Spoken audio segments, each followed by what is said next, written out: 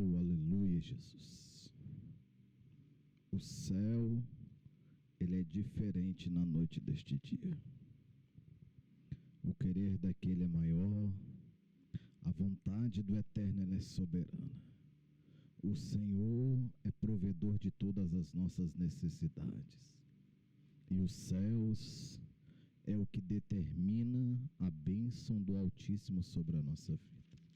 O querer daquele é maior e a vontade de Deus, ela permanece. Porque Deus criou o firmamento para que nós possamos olhar e levar os nossos olhos para o céu, para termos um firmamento em nossas vidas. Aleluia.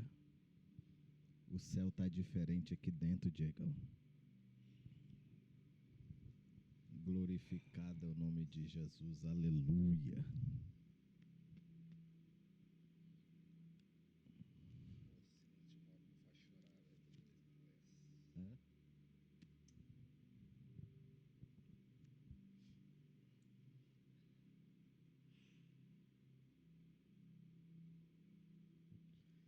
E nós começamos assim para Jesus, chorando, porque o céu é diferente na noite deste dia.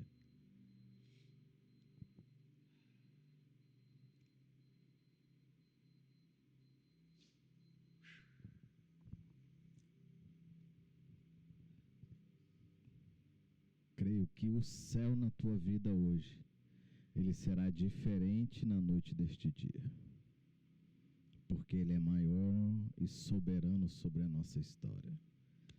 O céu é diferente na noite deste dia, Diego. Que é um desejar do céu sobre a nossa vida e sobre a nossa história. Deus. Ô Senhor amado. Paz do Senhor, abraços fortes. É um prazer estarmos aqui novamente, podendo compartilhar de Cristo. Deus já está aqui muito antes da gente. E hoje a gente vai estar falando de algo assim que toda vez eu começo a ler, eu entro em choro mesmo. 2 Timóteo, capítulo 3 e capítulo 4. A parte final da última carta do apóstolo Paulo. Algo tremendo. Derramar de amor, derramar do coração daquele cara que fez tanto para o evangelho, fez tanto para a minha vida, fez tanto para a sua vida e fez tanto para o reino com tanto amor.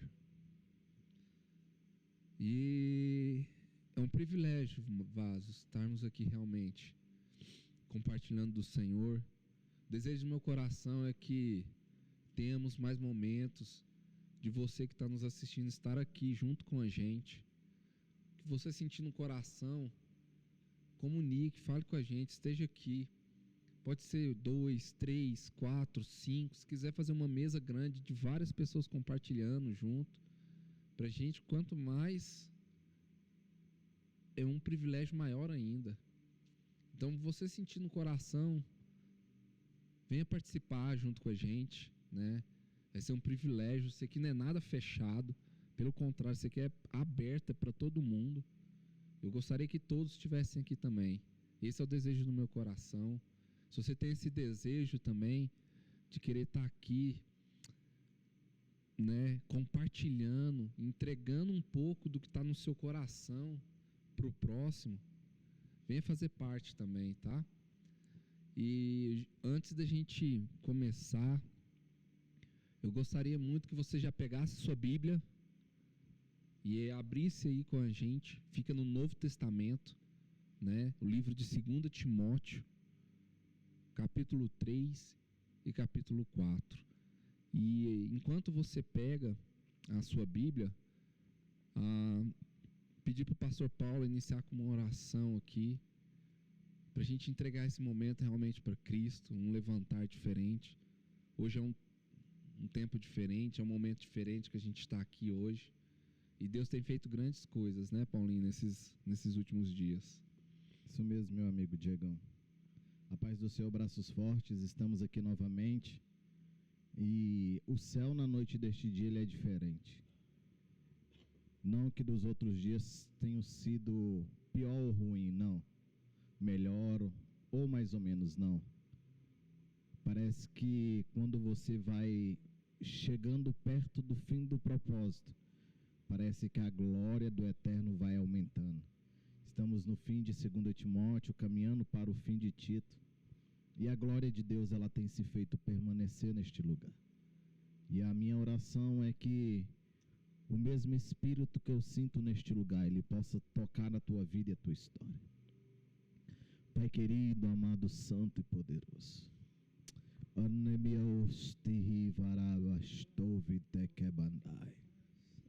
Não existe nada incomparado, Senhor, com a tua presença neste lugar. Muitas das vezes, Senhor, nós rimos, nós choramos, mas todas as coisas, ó Pai, o apóstolo Paulo diz que coopera para o bem daqueles que amam o Senhor.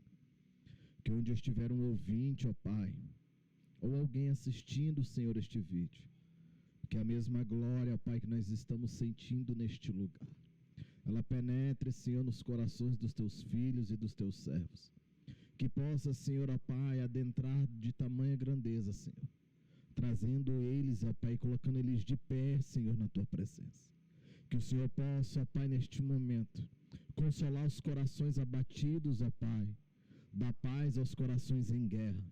E que o Senhor possa trazer a paz sobre a nossa vida, sobre a nossa alma, o refrigério, Senhor, do teu evangelho.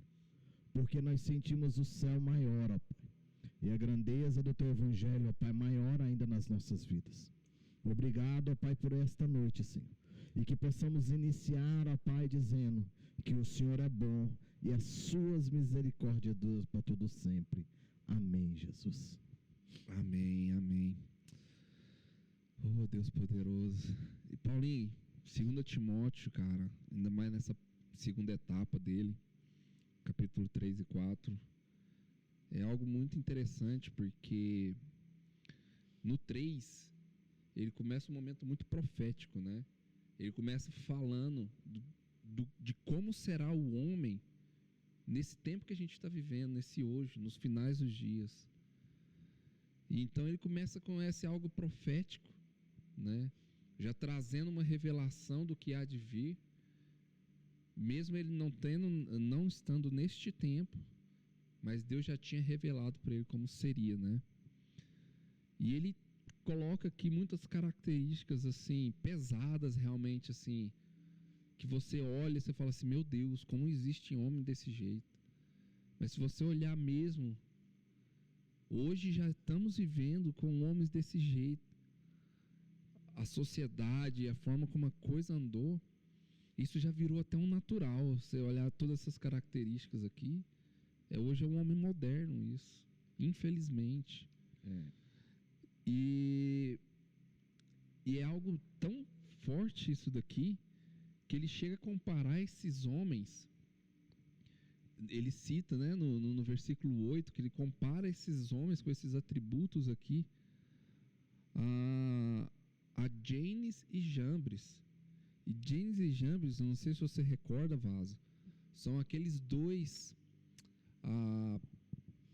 sacerdotes de Faraó que foram colocados em frente a Moisés, né, para mostrar também a força dos deuses deles, o poder do Egito, o poder do Egito. Então, aquele momento do cajado que é colocado ali, que vira serpente, aquelas duas figuras é justamente esses dois nomes aqui, né? E se você lembrar, se eu não me engano, ela vai até a quarta praga com eles ali, até na parte que começa a sair os sapos ali, ali em diante, eles já não conseguem acompanhar aquilo ali. Então Deus já subjuga os deuses do Egito até naquele momento, e dali em diante tudo começa a atacar eles também, né? Então ele atribui esses homens que são resistentes, que têm essas características ruins, que chega também, ele até cita na parte aqui que ele adentra na casa da mulher também, que já tem um coração insinuoso para fazer algo errado também. Ele compara este homem destes últimos dias como esses sacerdotes da época de Faraó.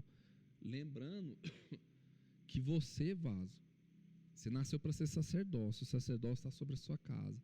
Por isso que tem essa comparação nessa questão espiritual, essa questão de ser um sacerdote, né? Esse atributo. Hoje, cada um não é a pessoa que está no altar, não é a pessoa que tem um cargo na igreja de ministro como pastor, evangelista. Não são eles que são sacerdotes. Hoje, cada um tem um sacerdócio, né? Cada um é rei e sacerdócio do lar. É porque apóstolo Paulo, né, Diego, ele descreve que o varão ele é o sacerdote da casa, né? Mas também a Bíblia descreve que nós somos a geração eleita, o sacerdócio real. Não fala de cargos ou de ocupações eclesiásticas que muitos estão vivendo, né? E o apóstolo Paulo, como você diz no capítulo 3, ele deixa uma palavra de que se fosse hoje um filme de terror, para você entender bem, era o que estava passando na cabeça de Timóteo. Como é que pode alguém que prega o evangelho, que vive o evangelho, começar a se desviar do caminho de tal maneira para ser comparado aos piores momentos e homens daquela época? Era a mesma coisa de você, nesse momento, falar assim: estão pregando e sendo homens piores que Barrabás. Se você parar para olhar. Verdade, verdade. Entendeu? E assim, cara, o interessante é que ele traz essa figura e aí em seguida ele, tirando já esse aspecto um pouco, ele traz a memória do que é Cristo na pessoa, né? Então, depois que ele perdão, depois que ele traça tudo isso, Vaso, ele fala assim: tu, porém, tem conhecido, ele fala para Timóteo, né? Tu, porém, tem conhecido completamente a minha doutrina, o modo de viver, propósito, fé, longanimidade, caridade, paciência.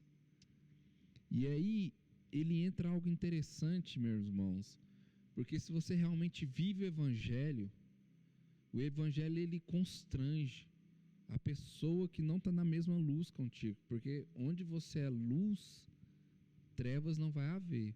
Então, quando você chega em algum lugar, Deus ele pede para você brilhar. Então, quando tem esse brilho, acontece algo no reino espiritual que incomoda. Então, todo mundo que segue a risco o evangelho, vive o evangelho do reino, ele relembra aqui que, e também todos os que querem viver piedosamente Cristo Jesus sofrerão perseguição. Isso é algo muito assim interessante, porque você que é cristão e você não está, você que é cristão e sua vida está acomodada, está calma demais, parece que está tudo indo, Tudo mil meu irmão, maravilhas. se eu fosse você, refletir o que está acontecendo realmente na sua vida, porque é algo real. Perdão. É algo real E que você realmente, se você vive o evangelho, esse evangelho ele vai te trazer naturalmente perseguição do mundo, né? Porque a verdade, ela bate em frente com a mentira que os homens vivem. Às vezes o caráter da pessoa, quando você é muito correto, temente a Deus, aquilo lá constrange, atrapalha a vida do outro, né? Então, quando você se adentra ali naquele recinto, já causa algo que vai ter uma contrapartida da outra parte contra você. E é aí que inicia a perseguição. é porque tem uma rejeição, né, Diegão? Tudo aquilo que nós buscamos por um lado a mais, o mundo ele rejeita aquilo que é a mais, que é o que nós buscamos a mais do reino. Aí muitos podem dizer assim: por que as mortes dos cristãos do passado, apóstolo Paulo, apóstolo Pedro, foram mortes terríveis? E se você lembrar, agora nós tivemos um infeliz incidente aí que aconteceu de uma irmã cristã aí que teve uma morte também trágica. Aí muitos vão falar: mas nós vivemos uma vida piedosa em Cristo, nós vivemos uma vida temente a Deus, e por que muitas das vezes a morte de um cristão ela não é tão digna? E aí vale lembrar como é que nosso Jesus veio e sofreu a perseguição. Muitos querem ter uma vida sem perseguição, mas apóstolo Paulo descreve: sofreremos perseguições se tivermos em Cristo. Mas, pastor Paulo, como é que a gente vence isso, Diego? Aí no capítulo 14, ele diz assim, versículo 14, perdão, ele diz assim: tu, porém, permanece naquilo que aprendeste e de que foste inteirado, sabendo de quem o tens aprendido. Glória a Deus. Aleluia. Glória a Deus. Então ele está falando assim: você vai ter perseguição, Diegão, mas permanece em Cristo. Amém. Aleluia. Aleluia. Glória a Deus. Porque é interessante, né? Mesmo que no meio da perseguição, né, Deus fala que no mundo sofrereis aflição, mas ele venceu o mundo. Então, quando ele cita essa parte que ele fala que ele venceu o mundo, ele te traz uma nova perspectiva de como você vai enxergar a aflição, de como você vai andar na situação de aflição. Você vai andar descansado, sabendo quem é ele na sua vida, né? Então, essa perseguição, meus irmãos, ela vai existir, mas a maneira que você vai olhar e a maneira como ela vai te atingir ali, você vai enxergar, você vai ter o coração de Cristo, a mente de Cristo. Então, aquela situação para você, ela vai vir para trazer a glória de Cristo para a sua vida, para mostrar quem Ele é na sua vida, para refletir, né, a essência dele ali naquele momento ali na sua vida.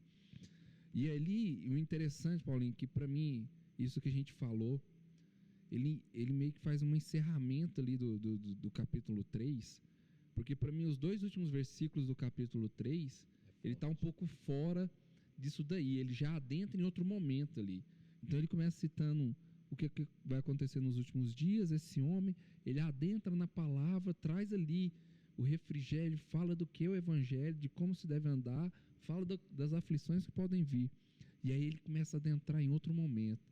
E ele já começa a entrar no momento final. E ali, primeiro, antes dele começar a falar dele, ele traz aquilo que ele mais importa, a palavra de Deus. E no final, e meus irmãos, dessa vez a gente vai ler bastante Bíblia aqui, a gente vai citar porque são palavras que têm que ser mencionadas, né, Paulo? Não são palavras só da nossa boca, não. A gente tem que ler realmente. São palavras e mencionar. Fortes, né, Diego? Então, no 3,16 ele começa: toda escritura é dada pela inspiração de Deus e é proveitosa para a doutrina, para repreender, para corrigir, para instruir em justiça, para que o homem de Deus, você, eu, Paulo, seja perfeito e perfeitamente instruído para toda boa obra. Então ele já começa a entrar e já arremata o que é isso daqui, ó, a palavra de Deus e para que ela serve. E ele já fala que ela 100% é instruída pelo Espírito, para que você cresça de glória em glória, para que a vida de Cristo seja refletida na sua vida, no seu caminhar e no seu andar, e que isso tudo vai te equipar para a boa obra de Cristo, né? Para trazer o reino de Deus aqui para a terra. E aí a gente começa a adentrar no capítulo 4. Esse capítulo 4, meus irmãos, é o capítulo que nossa, eu choro mesmo. Esse capítulo assim porque você vê o apóstolo Paulo ali escrevendo essas últimas palavras, o último livro dele, no momento final. O capítulo 4 é como se você sentisse as revelações que ele estava tendo do final da vida, da história dele. E ele é livre, sabendo que ele ia, e creio que o apóstolo Paulo queria ficar mais para pregar mais o evangelho. Você vê que ele está ali, mas você permanece. Ele sempre falando para Timóteo permanecer naquilo que foi ensinado para ele. Então você, braço forte, permanece na vocação de Cristo que foi lhe chamado. Fica firme, porque nós estamos falando de um dos maiores apóstolos. Não andou com Jesus, não viu os milagres que Jesus fez, mas Jesus se mostrou para ele no meio de um caminho, e por causa daquilo ele abraçou o evangelho com toda a sua força. Amém. Aleluia. E aí, Paulinho, interessante que ele começa o capítulo 4, e ele começa de uma forma muito interessante, porque ele já vem nessa frente falando da boa obra. E aí ele entra em algo interessante, meus irmãos, que para mim assim, ele vira e fala assim: e lembre de você pregar a palavra no tempo e fora do tempo. Isso é muito importante, meus irmãos. Vou dizer algo, por exemplo, eu estive aqui recentemente, né? E o Espírito Santo falou que eu ia ministrar uma palavra na igreja. E para mim, aquilo ali, aquele momento, eu tinha acabado de sair de uma situação que me irou de uma maneira, então eu não estava me sentindo aquele ambiente espiritual, aquele momento todo. E o interessante é que nessa hora o Espírito Santo fala assim: quero que você dê uma palavra. Então para mim parecia ser algo fora do tempo, mas para Deus tudo está no tempo dele, e tudo no propósito. Então, você acha que você, por exemplo, você está no supermercado, que aquilo lá não é um ambiente, às vezes está tocando aquela música de fundo, mas você está vendo ali do Espírito Santo falando assim: vai lá, dá minha palavra ali para aquela pessoa, vai lá, ora, procura ali naquela pessoa. Você vai falar assim: nossa, mas parece que não estou vendo aqui uma luz descer no céu, aquela musiquinha de fundo, aquelas estrelas vindo, aquele ambiente, aquela fumaça saindo do chão, para ver aquele milagre todo. Não, meu irmão, não é isso não. A coisa é desse jeito mesmo, a realidade é essa. O fora do tempo da sua cabeça é esse, mas para Deus é o tempo. Para tudo ali Deus tem um propósito. E o interessante é que ele começa adentrando dessa maneira, já falando da palavra, de você agir, de você ter essa ação. E ali ele começa a trazer as lembranças das perseguições que ele teve em alguns lugares. E aí ele cita que nesse momento da vida dele ali, nessa última carta, ele já viu que ali ia ser o último momento dele, a última perseguição. Aquilo ali Deus já tinha falado que em breve ia estar com ele ali. É o último momento dele, né, Diego? A gente olha e lê 2 Timóteo e não sabemos o que passou no coração, o que passou na mente, mas o apóstolo Paulo ali diz que no capítulo 6 ele começa a dar sinais de que, o versículo 6 ele começa a dar sinais que ele vai o quê? Partir para a glória. Então ele começa a dizer sobre que ele já foi dado como oferta e o tempo da partida está próximo. Muitas das vezes a nossa partida está próximo e nós não anunciamos o reino como Jesus queria. Como o Diego disse, no tempo e fora do tempo. E leia aí, Paulinho, o 6, o 7 e o 8, porque vai falar muito do que você está falando, e são palavras muito fortes. A gente escuta muito em pregações, em mensagens, em coisinhas de geladeira, em coisinhas que você tem na sua Bíblia impresso. Leia e mostra de onde vem essas palavras. Diário, sempre devocional. E versículo 6 vai dizer assim, quanto a mim, já estou sendo derramado como oferta de libação, e o tempo da minha partida está próximo. Meu Deus. Versículo 7 diz assim: combati o bom combate, terminei a carreira e guardei a fé. Aleluia, glória a Deus. O 8 diz assim: desde agora a coroa da justiça me está reservada, o qual o Senhor, justo juiz, me dará naquele dia, e não somente a mim, mas a todos os que amarem a sua vida. Glória a Deus, glória a Deus. E esse versículo 8, Paulinho, interessante, que na sequência que ele vai trazendo a mensagem aqui, ele é a rocha para ele dar continuidade no que ele está falando. Então ele primeiro mostra o que é a fé dele e a certeza dele. Então ele fala que a certeza dele é o Senhor e que a coroa dele já está reservada. Então ele já crê no arrebatamento aí. Ele já crê naquilo que ele ia ter, né? Ele já estava firmado no que era Cristo na vida dele.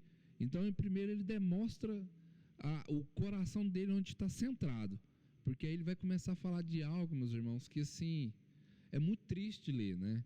Porque triste no aspecto humano, porque você vê um homem que andou em tantos lugares, que fez tantos milagres, que fez tantos sinais, prodígios, maravilhas, que teve tantas revelações, revelações a quais ele nem pôde falar, porque não ia ser compreendido para nós homens. Ia trazer escândalo para a igreja. Ia trazer para os religiosos, ia ser loucura. Então, um homem que viveu tudo isso, ele vira e fala que o centro dele é o Senhor, mas que o que acontece no final? Todo mundo largou ele para trás. Que nas últimas sentenças dele, na hora que ele foi se defender, não teve um que se levantou para abrir a boca para falar com ele da verdade e ajudá-lo ali.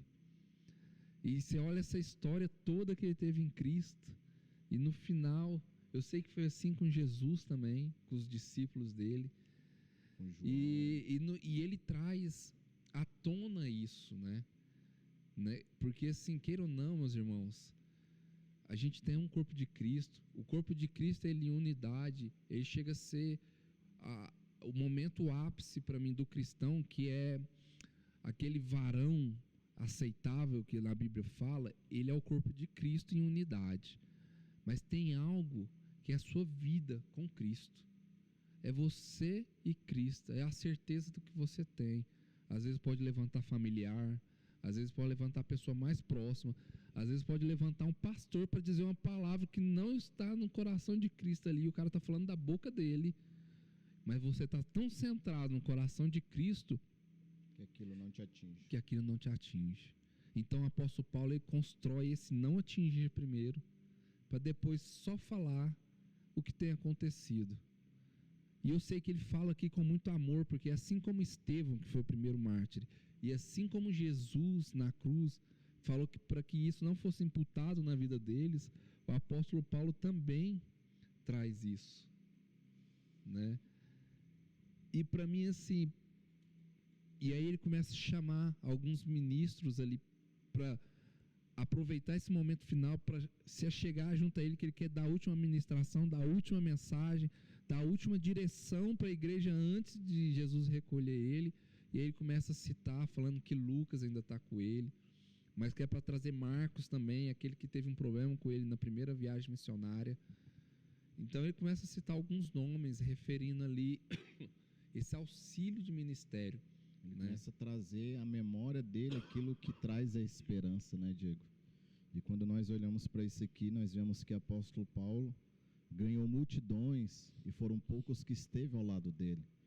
Muitas das vezes, varão valoroso, você vai ter ganhado multidões, ter ganhado cidades, mas jamais perca a sua família. Jamais deixe de perder a sua casa, que no final é o que você vai estar. No final, quem vai te acompanhar é a sua esposa, vai ser o seu filho, vai ser um irmão de igreja, um parceiro como esse aqui, ó, que ele vai acompanhar com você no Evangelho de Cristo. Aí o apóstolo Paulo vira para Timóteo e fala assim: traz para mim Marcos, como o Diego disse. Cumprimenta Priscila e Áquila. Ele estava se despedindo, estava dizendo assim: valeu a pena, vale a pena este Evangelho. Então não sei o momento que você está vivendo, mas vale a pena cada sofrimento e palavra deste livro. O que ele descreveu aqui em 2 Timóteo é poderoso demais. E que nesse momento, o Diego vai estar orando, que Deus ele possa entrar no seu coração poderosamente. Momentos nós estamos vivendo o último momento da igreja na face da terra, mas virá um grande avivamento. E esse avivamento, Deus quer que eu e você sejamos as chamas do avivamento. E que Deus ele possa te abençoar grandemente. Encurva sua cabeça aí onde você estiver, o seu coração, e que nós vamos orar neste momento, para que o céu se abra onde você esteja e que a glória do Eterno seja sobre a tua vida e sobre a tua casa. Te louvamos, Senhor, por esse momento. Pai, em nome de Jesus. Te engrandecemos, Senhor, porque até aqui o Senhor nos trouxe, até aqui o Senhor tem nos guardado, e eu creio que o Senhor continua nos guardando, ó Pai. Amém, Jesus. Que fomos levantados, Deus, por essa geração que vai ver, ó Pai amado, esse grande avivamento. Que fomos levantados, Senhor, por essa geração que vai trazer o Teu reino aqui para a terra de uma maneira grandiosa e gloriosa, para a honra e glória do Seu nome. Eu creio, Pai. Porque o sangue que foi pago na cruz Foi o alto preço maior que existe. Não tem um ouro, não tem uma pedra preciosa que chegue no valor que tem uma gota de sangue de Jesus. E Ele derramou todas as gotas por amor a mim, por amor a você. E que você entenda o valor que teve a morte de Cristo na sua vida. Amém, que você levante entendendo que você é filho, que você é amado, que todas as coisas já foram te dadas no reino. E que você levante em fé, tomando aquilo e trazendo aquilo, ó Pai amado, do terceiro céu para aqui, para essa terra, para trazer o reino, o governo do Senhor. Que fomos levantados, ó Pai amado, para sermos, ó Pai, essa geração, ó Pai, eleita, esse sacerdócio real, essa nação santa, um povo exclusivo e propriedade do Senhor. Amém, Jesus. E te louvamos, Deus, por cada homem que está aqui escutando essa mensagem. Aleluia, que o Senhor adentre, ó Pai, no lar, na vida de cada um. Que o Senhor traga, ó Pai amado, o reino do Senhor, a palavra viva, a fonte, ó Pai amado. Que cada um entre, ó Pai amado, nesse oceano do Espírito, que é a tua palavra, que é a tua intimidade, que é o teu conhecer, ó Pai amado. Que cada um entre de uma maneira que eles não consigam nadar em uma direção, mas que sim, o mar do Espírito Santo leve eles na direção que tem que ser levada. Que o propósito do Senhor se cumpra na vida de cada um. Que o propósito, ó Pai amado, seja, ó Pai amado, levantado de uma maneira forte e real. Que cada um entenda, Pai amado, o que o Senhor tem colocado na mão e no coração, ó Pai amado, de cada um. Amém. Que assim como Paulo teve, ó Pai amado, essa certeza do Senhor, que cada um tenha, ó Pai amado, essa certeza do Senhor. Jesus. E que cada um, ó Pai amado, fala que lutou esse bom combate, guardou a fé do Senhor. Jesus. E que se agrandece, engrandece o teu nome. E agradece, ó Pai amado, a todo momento. Com louvor, com gratidão, com lágrimas, com jejum, com oração. Te agradecemos, Deus, por esse privilégio. Amém, Jesus. Que honra, ó Pai amado. É poder, ó Pai amado, estar aqui livremente, abrindo a boca para falar do teu nome para o próximo. Abrindo a boca para falar do teu amor, da tua bondade, da tua glória, da tua grandeza. Te louvamos, Deus, e te agradecemos, ó Pai amado, por mais esse momento aqui de família do Senhor. Amém, e de homens fortes, homens que são irrepreensíveis, ó Pai amado, Jesus, levantado, ó Pai amado, para manifestar a tua imagem aqui, obrigado, Senhor. na vida de cada um, no lar de cada um. Amém. Te agradecemos em nome do teu Filho amado Jesus Cristo. Amém, amém. Jesus. E vasos fortes, lembrando, próximo vídeo a gente vai estar falando sobre Tito. Estudem, leia antes, derrama o seu coração, pede para Deus trazer uma revelação realmente do reino para a tua vida, não só do entendimento do texto, porque na verdade aquele texto ele tem que extrair algo ali de você, que aquele texto ele se aplique na sua vida de uma maneira que você vai viver algo, vai falar assim, entendi aquilo ali faz sentido total, e eu quero viver aquilo ali. Aleluia, Jesus. E que você seja o próximo aqui com a gente também. Em nome de Amém? Jesus. Então, até Fique a na próxima. paz do Senhor, Fique vasos na fortes. bênção, braços fortes. Amém, Jesus.